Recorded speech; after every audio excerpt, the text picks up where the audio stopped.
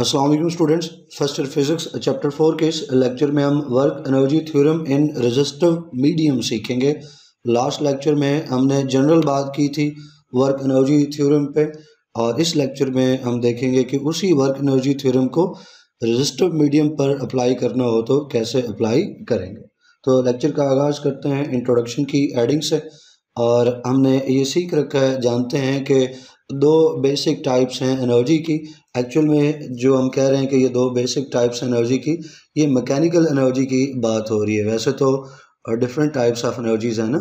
एक एनर्जी आप light energy की फॉर्म में जानते हैं, हीट एनर्जी है, केमिकल एनर्जी है, इसमें एक मैकेनिकल एनर्जी है। जो मैकेनिकल एनर्जी है जिसका ताल्लुक चीज़ों की मोशन के साथ होता है, उनकी पोजीशन के साथ होता है, उसमें फिर दो टाइप्स हैं। काइनेटिक एनर्जी, जो बॉडी जो है वो मूव कर रही हो तो उसके पास जो एनर्जी है वो काइनेटिक एनर्जी होती है। और जो बॉडी ने एक स्पेसिफिक स्टेट एक्वायर कर रखी है, ये एक स्पेसिफिक पोजीशन एक्वायर कर रखी है, तो उस वक्त जो उसमें स्टोर्ड एनर्जी है वो पोटेंशियल एनर्जी कहलाती है। दोनों टाइप्स हैं मैकेनिकल एनर्जी की। और दोनों जो टाइप्स एनर्जी की according to law of conservation of energy, ये डिस्ट्रॉय नहीं हो सकती हैं बल्कि एक फॉर्म से दूसरी फॉर्म में कन्वर्ट हो सकती हैं। अब एक्सप्लेनेशन की हेडिंग में हम काइनेटिक और पोटेंशियल एनर्जी की जो इंटर कन्वर्जन है उस पर बात करेंगे। और पहले हम देखेंगे कि जब फ्रिक्शन नहीं है तब ये कन्वर्जन कैसे होगी, और फिर हम बताएंगे कि जब फ्रिक्शन मौजूद है तो फिर ये जो है कन्वर्जन कैसे होगी और वर्क एनर्जी प्रिंसिपल इसके ऊपर कैसे अप्लाई होगा। तो सबसे पहले हम इन दी एब्सेंस ऑफ फ्रिक्शन बात करते हैं स्टूडेंट्स। वर्क एनर्जी प्रिंसिपल के अकॉर्डिंग हमने लास्ट लेक्चर में देखा कि किसी बॉडी के ऊपर जो आप वर्क करते हो वो उसकी काइनेटिक एनर्जी चेंज कर सकता है, चेंज इन काइनेटिक एनर्जी की इक्वल हो सकता है, या जो वर्क डन है वो चेंज इन पोटेंशियल एनर्जी के इक्वल हो सकता है। यही वर्क एनर्जी प्रिंसिपल था, इसको यहाँ पे अप्लाई करते हैं। एक बॉडी पकड़ते हैं और उसको एक हाइट तक रेज करते हैं। एक बॉडी लाइक हैमर है मिसाल के तौर पे, उसको रेज किया है एक सर्टन हाइट एच तक। तो आप बताओ कि हमने उस पर वर्क डन किया या नहीं किया। डेफिनेटली हमने उसके ऊपर फोर्स लगाई है। उसकी ये पोजीशन मिसाल के तौर पे ए है और यहाँ पे उसको लेके आते हैं, फॉर एग्जांपल ये पोजीशन उसकी बी हो गई, तो हमने बॉडी को पोजीशन ए से पोजीशन बी तक लेके आए हैं, तो हमने उसके ऊपर फोर्स लगाई, अगेंस्ट द ग्रेविटी मूव किया है, ऊपर की तरफ लेके गए हैं, रेज किया है, अगेंस्ट द ग्रेविटी मूव किया, तो हमने उसके ऊपर फोर्स लगाई है और एक डिस्प्लेसमेंट उसको एच दी जो कि हाइट है उसकी, जितना हमने उसको रेज किया, तो एक वर्क डन हुआ। ये जो वर्क डन हुआ है स्टूडेंट्स, ये work done change in potential energy की इक्वल है, क्योंकि जब हमने उसको हाइट दी है तो स्टूडेंट्स उस पर वर्क डन हुआ, और फोर्स लगी, वर्क डन हुआ और उसकी पोटेंशियल एनर्जी इंक्रीज हुई, पोटेंशियल एनर्जी में चेंज आया। यहाँ पे पोटेंशियल एनर्जी और थी, यहाँ पे और है, पोटेंशियल एनर्जी इंक्रीज हुई, उसमें चेंज आया। ये जो चेंज इन पोटेंशियल एनर्जी है ये इक्वल टू वर्क डन है। ये तो पार्ट हो गया वर्क एनर्जी प्रिंसिपल का। अब हम एनर्जी ट्रांसफॉर्मेशन का भी साथ जिक्र करेंगे, तो पहले इस चीज़ को ज़रा नोट्स में देख लें। जैसे ही हमने हैमर को सर्टेन हाइट एच पे लेके गए हैं तो इट एक्वायर्स पोटेंशियल एनर्जी। क्यों इसने पोटेंशियल एनर्जी एक्वायर की? अकॉर्डिंग टू वर्क एनर्जी जो प्रिंसिपल है, ये वर्क एनर्जी थ्योरम है, उसके अकॉर्डिंग हम बात करें तो जब हमने उस पर वर्क डन किया तो डेफिनेटली वो पोटेंशियल एनर्जी एक्वायर करेगा। ये जो पोटेंशियल एनर्जी इसने एक्वायर की है इसको हम काइनेटिक एनर्जी में कन्वर्ट कर सकते हैं और कोई फंक्शन ले सकते हैं। मिसाल के तौर पे हम इसकी पोटेंशियल एनर्जी को वुड में नेल को ड्राइव करने के लिए इस्तेमाल कर सकते हैं। हम एक कील ठोंकना चाहते हैं वुड में, तो उसके लिए ये जो हैमर के पास पोटेंशियल एनर्जी है इसको इस्तेमाल किया जा सकता है। ये हम एक वर्क लेना चाहते हैं, पहले हमने उस पर वर्क किया, पोटेंशियल एनर्जी में स्टोर कर दिया, फिर पोटेंशियल एनर्जी को काइनेटिक एनर्जी में कन्वर्ट करके हम दोबारा से कोई और तरह का वर्क उससे ले सकते हैं, क्योंकि वो स्टोर्ड पोटेंशियल एनर्जी है। हैमर में चाहे तो उससे शीशा तोड़ दें, चाहे तो उसको आप पत्थर तोड़ने के लिए इस्तेमाल कर लें, चाहे तो आप उसे वुड में नेल जो है वो ठोंकने या इंग्लिश में बोलो तो ड्राइव करने के लिए इस्तेमाल कर लें। तो हैमर का वेट है डब्ल्यू, उसकी वजह से या आप कह लो कि ग्रेविटी की वजह से, क्योंकि वेट जो है वो असल में किसी बॉडी के ऊपर ग्रेविटेशनल फोर्स के इक्वल होता है। तो वेट की बात करो या फोर्स ऑफ ग्रेविटी की, बात तो एक ही है। तो अपने वेट की वजह से या फोर्स ऑफ ग्रेविटी की वजह से वो जो हैमर है वो डाउनवर्ड मूव करेगा, और डाउनवर्ड मूव करेगा तो वो नेल को वुड में ड्राइव कर सकता है।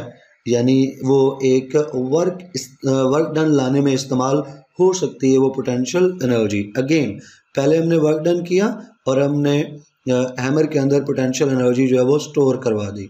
अब हम वापस क्या कर सकते हैं, उस पोटेंशियल एनर्जी को वापस से काइनेटिक एनर्जी में, यानी उस हैमर जब डाउनवर्ड मूव होगा तो पोटेंशियल एनर्जी काइनेटिक एनर्जी में कन्वर्ट होगी और काइनेटिक एनर्जी से आप कोई वर्क डन ले सकते हैं। जैसे इस केस में हम बात कर रहे हैं कि नेल को वुड में ड्राइव करना, तो वो जो वर्क डन है वो इक्वल होगा W इंटू एच के। क्यों इसके इक्वल होगा? इसलिए कि जो फोर्स है वो वेट की इक्वल है और जो वर्क डन लाने के लिए हमने उस फोर्स को डिस्प्लेसमेंट से मल्टीप्लाई करना होता है, और इस केस में जो डिस्प्लेसमेंट है वो हाइट की इक्वल है, तो जो वर्क डन होगा वो वेट इनटू हाइट हम यहाँ पर ले सकते हैं। तो students, under the action of gravitational force, जब वो हैमर डाउनवर्ड मूव करेगा तो अपनी पोटेंशियल एनर्जी लूज करेगा। पोटेंशियल एनर्जी लूज कर रहा है, डाउनवर्ड मूव करता आ रहा है, इसका मतलब है जब वो डाउनवर्ड मूव करता आ रहा है तो अब वो काइनेटिक एनर्जी एक्वायर कर रहा है। पोटेंशियल एनर्जी लूज कर रहा है, काइनेटिक एनर्जी एक्वायर कर रहा है, गेन कर रहा है। तो जैसे जैसे पोटेंशियल एनर्जी में लॉस आता जाएगा वैसे वैसे काइनेटिक एनर्जी में गेन आता जाएगा। जैसे वो हैमर डाउनवर्ड मूव करता है, लॉस ऑफ पोटेंशियल एनर्जी होगा और गेन इन काइनेटिक एनर्जी होगा। जब वो हैमर बिल्कुल करीब है ग्राउंड को हिट करने पे या नेल को हिट करने पे बिल्कुल करीब है, उस टाइम पे जो हैमर है उसकी काइनेटिक एनर्जी मैक्सिमम है और पोटेंशियल एनर्जी मिनिमम है। इस फिगर में आप देखें तो ये हैमर की वो पोजीशन है जब हम इसको रेस करके ऊपर लेके गए थे। इस सूरत में उसकी जो पोटेंशियल एनर्जी है वो मैक्सिमम है, या पहले आप पोटेंशियल एनर्जी को लिख लो। तो पोटेंशियल एनर्जी इस केस में जब हैमर वहाँ पे मौजूद है मैक्सिमम है, क्योंकि मैक्सिमम हाइट पे जितनी हमने उसको दी वहाँ पे वो पड़ा हुआ है। देन काइनेटिक एनर्जी, चूंकि हैमर मूव नहीं कर रहा है तो इस केस में काइनेटिक एनर्जी जो वो ज़ीरो है। जैसे वो ग्राउंड पे आया या नेल की सरफेस पे आया, यहाँ पे हम देखें स्टूडेंट्स तो इस सूरत में उसकी पोटेंशियल एनर्जी जो वो मिनिमम है, लाइक उसको हम मिनिमम में ज़ीरो के इक्वल कर लेते हैं, और काइनेटिक एनर्जी इस केस में उसकी मैक्सिमम हो गई है। तो आप देखो कि ऊपर और नीचे की जो सूरत हाल है हम दोनों सिचुएशंस को कंपेयर करो तो under the action of gravity वो हैमर जब फॉल किया उसने तो उसकी जो पोटेंशियल एनर्जी है वो कन्वर्ट हो गई है काइनेटिक एनर्जी में। तो ये भी अकॉर्डिंग टू लॉ आप कह लो कि principle of work energy theorem है, या आप कह लो कि वर्क एनर्जी प्रिंसिपल के अकॉर्डिंग है। अगेन मैं रिपीट कर रहा हूँ इस चीज़ को, वर्क डन किया, पोटेंशियल एनर्जी जो है वो स्टोर कर ली, जब वो हैमर या वो बॉडी डाउनवर्ड मूव करेगी तो पोटेंशियल एनर्जी काइनेटिक एनर्जी में कन्वर्ट होगी और काइनेटिक एनर्जी अगेन किसी यूजफुल वर्क में कन्वर्ट हो सकती है। जैसे यहाँ पे हमने कहा कि उस काइनेटिक एनर्जी को हम वर्क डन में कन्वर्ट कर सकते हैं और वो वर्क क्या होगा, to drive nail into wood. आप इस तरह से उस वर्क डन को लिख सकते हो। तो वही जो इनिशियल वर्क डन था वो फाइनल वर्क डन में आया, बीच में हमें एनर्जी ट्रांसफॉर्मेशन देखने को मिला। तो ये सारी बातें according to work energy principle है। अब हम इसको थोड़ा मैथमेटिकल अंदाज से रिप्रेजेंट करना चाहें तो एनर्जी ट्रांसफॉर्मेशन वाला या law of conservation of energy, एक फ्रिक्शनलेस मीडियम में हम बात करें, फ्रिक्शन के एब्सेंस में बात करें, तो अभी ऊपर हमने देखा कि पोटेंशियल एनर्जी में डाउनवर्ड हम मूव कर रहे हैं, जब ये हैमर डाउनवर्ड मूव कर रहा है तो पोटेंशियल एनर्जी में लॉस आ रहा है क्योंकि हाइट डिक्रीज़ हो रही है, एच में कमी आती है तो पोटेंशियल एनर्जी डिक्रीज़ होगी। तो जैसे जैसे बॉडी नीचे हो रही है वैसे वैसे उसकी जो मोशन है उसकी वेलोसिटी है वो इंक्रीज़ हो रही है। वेलोसिटी में इंक्रीज़ आने की वजह से काइनेटिक एनर्जी में गेन आएगा। तो दूसरे लफ्ज़ों में loss in potential energy is equal to gain in kinetic energy. इसको आप फार्मूला लिख के लिख सकते हो, पोटेंशियल एनर्जी mgh और काइनेटिक एनर्जी हाफ mv²। अब स्टूडेंट्स फिर हम अपनी कंक्लूजन दे सकते हैं कि जो पोटेंशियल एनर्जी है किसी बॉडी की, जब वो डिक्रीज़ हो रही होती है तो उसकी जो काइनेटिक एनर्जी है वो इंक्रीज़ हो रही होती है। जितना पोटेंशियल एनर्जी में डिक्रीज़ आता है उसके इक्वल काइनेटिक एनर्जी में इंक्रीज़ आता है। ये तो था work energy theorem in the absence of friction. अब वर्क एनर्जी थ्योरम ये principle in the presence of friction अगर हम बात करें, जो कि हमारे टॉपिक के साथ मैच करता है कि हमारा टॉपिक है work energy theorem in the presence of friction in frictional medium, तो इसके लिए मेन जो हेडिंग है वो तो बी की है, लेकिन ए हेडिंग में इन the absence of friction discuss करना इसलिए ज़रूरी था कि हम कंपैरिजन कर सकें कि जब फ्रिक्शन नहीं है तो कैसी एनर्जी ट्रांसफॉर्मेशंस हैं और जब फ्रिक्शन है तो कैसी एनर्जी ट्रांसफॉर्मेशंस हैं। तो बहुत सारी ऐसी सिचुएशंस हैं जहाँ फ्रिक्शन जो है वो अच्छी खासी मौजूद है और उसको इग्नोर नहीं किया जा सकता। तो फ्रिक्शन अगर मौजूद है तो उस फ्रिक्शन को ओवरकम करना है। वर्क डन करने के लिए फ्रिक्शन को ओवरकम करना होगा। बगैर फ्रिक्शन को ओवरकम किए तो वर्क डन नहीं आने वाला। तो फ्रिक्शन को ओवरकम करना है। अगर फ्रिक्शन को ओवरकम करना है तो इसका मतलब है कि फ्रिक्शन के अगेंस्ट वर्क डन करना पड़ेगा। तो जितनी एनर्जी एक बॉडी में मौजूद है, लाइक वो पोटेंशियल एनर्जी की हम बात कर रहे हैं, तो जितनी पोटेंशियल एनर्जी बॉडी में मौजूद है उस पोटेंशियल एनर्जी का एक हिस्सा तो फ्रिक्शन को ओवरकम करने में इस्तेमाल हो जाएगा और जो पीछे रिमेनिंग पार्ट बच जाएगा वो काइनेटिक एनर्जी में चला गया। तो आप कह सकते हो कि फ्रिक्शन का फिर इम्पैक्ट क्या आया, फ्रिक्शनल फोर्स का क्या इम्पैक्ट आया। फ्रिक्शनल फोर्स ने ये किया कि वो जो एनर्जी यूज़फुल में कन्वर्ट होनी थी या पोटेंशियल एनर्जी जो मुकम्मल तौर पे काइनेटिक एनर्जी में कन्वर्ट होनी थी, यूज़फुल एनर्जी में कन्वर्ट होनी थी, उसका एक पार्ट जो है वो फ्रिक्शन के अगेंस्ट ज़ाया हो गया। तो फ्रिक्शनल फोर्सेस जो हैं ये रिड्यूस करती हैं मैकेनिकल एनर्जी को, ये लॉस ऑफ एनर्जी काज करती हैं, डिसिपेशन ऑफ एनर्जी काज करती हैं, इसलिए फ्रिक्शनल फोर्सेस को डिसिपेटिव फोर्सेस का नाम देते हैं।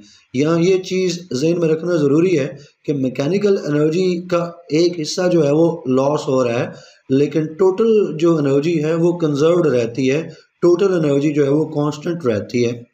बिल्कुल लास्ट में हम देखेंगे कि टोटल एनर्जी जो है वो कांस्टेंट रहेगी। मिसाल के तौर पे अभी मैं आपको बता दूं, आपके पास 50 जाउल एनर्जी है, तो इसमें से 10 जाउल एनर्जी अगर यूज़ हो जाती है टू ओवरकम फ्रिक्शन, तो रिमेनिंग जो 40 जाउल एनर्जी है वो इस्तेमाल हो जाएगी काइनेटिक एनर्जी में, उसमें यूज़ हो जाएगी। अगर आप इन दोनों को ऐड कर लें, जो फ्रिक्शन के अगेंस्ट एनर्जी यूज़ हुई और जो एनर्जी काइनेटिक एनर्जी में कन्वर्ट हुई, वो 40 और 10 ऐड करें तो वापस से आपको 50 मिल जाएगा। इसका मतलब है टोटल एनर्जी तो अब भी उतनी ही है, लेकिन ये हुआ कि यूज़फुल एनर्जी कम हो गई। यूज़फुल एनर्जी जो फ्रिक्शन की एब्सेंस में 50 ही रहनी थी, लेकिन फ्रिक्शन की प्रेजेंस में वो 50 के बजाय 40 हो गई, क्योंकि 10 जाउल जो है वो अगेंस्ट द फ्रिक्शन यूज़ हो गया। तो यूज़फुल एनर्जी जो है वो कम होती है, मैकेनिकल एनर्जी कम होती है, लेकिन टोटल एनर्जी जो है वो कांस्टेंट रहती है। इस बात को लेकर आपसे एमसीक्यू जो है वो एक ज़बरदस्त किस्म का पूछा जा सकता है। तो स्टूडेंट्स, जैसे आपको बताया कि जो टोटल हमारे पास पोटेंशियल एनर्जी मौजूद है, तो फ्रिक्शन की प्रेजेंस की वजह से वर्क डन करना पड़ेगा अगेंस्ट द फ्रिक्शन। तो एनर्जी ट्रांसफॉर्मेशन जो है वो परफेक्ट नहीं होंगी due to presence of friction. Perfect energy transformation क्या है कि 50 जाउल पोटेंशियल एनर्जी है तो 50 जाउल ही काइनेटिक एनर्जी जो है वो मिल जाए। लेकिन इन द प्रेजेंस ऑफ फ्रिक्शन क्या होता है कि 50 जाउल पोटेंशियल एनर्जी है, लेकिन काइनेटिक एनर्जी जो है वो उससे कम मिलेगी, 40 जाउल मिलेगी मिसाल के तौर पे। तो 10 जाउल किधर जा रही है, 10 जाउल जो है वो फ्रिक्शन की वजह से लॉस हुआ एनर्जी का, या फ्रिक्शन के अगेंस्ट एनर्जी या फ्रिक्शन को ओवरकम करने में जो एनर्जी है वो कंज्यूम हुई। तो जो एनर्जी ट्रांसफॉर्मेशन है due to presence of friction वो कभी परफेक्ट नहीं होती हैं। तो एक पार्ट है पोटेंशियल एनर्जी का जो work done against the friction में यूज़ हो जाएगा। वर्क डन अगेंस्ट फ्रिक्शन इसको हम FH की सूरत में लिखते हैं। इस केस में जबकि बॉडी नीचे से ऊपर जा रही है या ऊपर से नीचे आ रही है तो हाइट इन्वॉल्व है तो H ले लेंगे, और फ्रिक्शनल फोर्स को ओवरकम करना है तो उसके अपोजिट फोर्स लगानी पड़ेगी, तो वो भी फ्रिक्शन फोर्स के बराबर ही है। क्योंकि उसके इम्पैक्ट को नलीफाई करना है तो आप FH या HF आप फ्रिक्शनल फोर्स के अगेंस्ट वर्क डन को लिख सकते हो। तो work done against the friction FH होगा, और पोटेंशियल एनर्जी का एक पार्ट FH में कन्वर्ट हो गया। जो पीछे हिस्सा बच गया पोटेंशियल एनर्जी का, अब वो कन्वर्ट होगा काइनेटिक एनर्जी में। तो फिर हम according to law of conservation of energy, according to work energy principle, हम इक्वेशन बनाना चाहें तो हम कह सकते हैं कि पोटेंशियल एनर्जी में तो लॉस हो रहा है। जब हैमर या बॉडी डाउनवर्ड मूव करी तो उसकी जो पोटेंशियल एनर्जी उसमें कमी तो आएगी, लेकिन इसका एक हिस्सा जो है वो इस्तेमाल हुआ वर्क डन अगेंस्ट फ्रिक्शन, और बाकी जो रिमेनिंग पार्ट है वो काइनेटिक एनर्जी में कन्वर्ट हो गया। इसको मैथमेटिकल फॉर्म में लिखें तो potential energy equals to mgh और work done against the friction fh और plus kinetic energy half mv square. तो इसी तरह से जब बॉडी नीचे की बजाय अपवर्ड मूव कर रही हो तो अपवर्ड मूव करने में उसकी जो पोटेंशियल एनर्जी उसमें गेन होगा और काइनेटिक एनर्जी में लॉस होगा, क्योंकि चीज़ें जब नीचे से ऊपर जाती हैं तो उनकी वेलोसिटी डिक्रीज होती है। आप किसी गेंद को ऊपर की तरफ आप भेजो ना तो इनिशियली उसकी स्पीड ज़्यादा होगी, आहिस्ता आहिस्ता जाते जाते एक टाइम पे आके उस बॉल की हाईएस्ट जो पॉइंट बनता है, मैक्सिमम जो हाइट बनती है, वहाँ पे उसकी जो फाइनल वेलोसिटी है वो जाकर ज़ीरो हो जाएगी। लेकिन जब कोई बॉडी जो है वो डाउनवर्ड मूव करती है तो उसकी वेलोसिटी जो है वो इंक्रीज़ होती है। डाउनवर्ड v इंक्रीजेस और अपवर्ड v जो है वो डिक्रीजेस। ये हम बेसिक मैट्रिक की जो फिज़िक्स सबसे भी जानते हैं। अभी आपको बताया भी कि कॉमन ऑब्जर्वेशन है, गेंद को ऊपर फेंकोगे तो जाते जाते वो स्लो डाउन होगा। अपवर्ड में चूंकि वेलोसिटी डिक्रीज हो रही है, वेलोसिटी डिक्रीज होने से काइनेटिक एनर्जी में डिक्रीज आएगा। तो लॉस इन काइनेटिक एनर्जी, अब आप उसे कह सकते हैं अगेन उसका एक हिस्सा work done against the friction और बाकी जो रिमेनिंग पार्ट है काइनेटिक एनर्जी का वो पोटेंशियल एनर्जी में चेंज हो जाएगा। क्योंकि ऊपर जा रही है बॉडी तो उसकी काइनेटिक एनर्जी तो कम हो रही है लेकिन उसकी पोटेंशियल एनर्जी में गेन हो रहा है। तो फ्रिक्शन की प्रेजेंस की वजह से जो है वो काइनेटिक एनर्जी मुकम्मल तौर पे पोटेंशियल एनर्जी में कन्वर्ट नहीं हो पाती है, बल्कि उसका एक हिस्सा अगेंस्ट द फ्रिक्शन यूज हो जाता है। तो अगेन आप इसको सिंबलाइज कर सकते हो फार्मूला की सूरत में। तो kinetic energy half mv square work done against friction fh रहेगा और gain in potential energy mgh की सूरत में रहेगा। अब आप यहाँ पे देखो कि law of conservation of energy apply हुआ दोनों सूरतों में या नहीं हुआ। तो जब डाउनवर्ड हैमर ये बॉडी मूव करती है तब भी देखो उसकी टोटल एनर्जी जो है वो कांस्टेंट है। आपको मिसाल भी दी, मिसाल के तौर पे ये 50 है तो ये 10 प्लस 40 होके अगेन 50 हो जाएगा। और यहाँ पे आप देख लो इसको कि अगर ये जो उसकी एनर्जी थी जो अपवर्ड में, अगेन वही नंबर आप ले लो, यहाँ पे 50 है तो उसका एक हिस्सा जो है वो अगेंस्ट द फ्रिक्शन यूज हो जाएगा और रिमेनिंग जो है वो पोटेंशियल एनर्जी में कन्वर्ट हो जाएगी। तो जब बॉडी डाउनवर्ड मूव कर रही हो तो भी, ये बॉडी अपवर्ड मूव कर रही हो तो भी टोटल एनर्जी जो है वो कांस्टेंट रहती है। तो law of conservation of energy valid है फ्रिक्शनल मीडियम में भी, लेकिन फ्रिक्शन का जो इम्पैक्ट आता है कि जो यूजफुल एनर्जी है वो कम हो जाती है, मैकेनिकल एनर्जी कम हो जाती है, या आप कह लो कि फ्रिक्शन जो है वो लॉस ऑफ एनर्जी जो है वो काज करता है। तो इसका मतलब है कि जब ये फार्मूलाज हम लिखेंगे वर्क डन अगेंस्ट फ्रिक्शन उसको भी इंक्लूड कर देंगे बीच में, तो law of conservation of energy जो है वो वैलिड रहेगा in terms of kinetic and potential energy जब बीच में आप FH भी इंक्लूड कर दोगे इन द प्रेजेंस ऑफ फ्रिक्शन।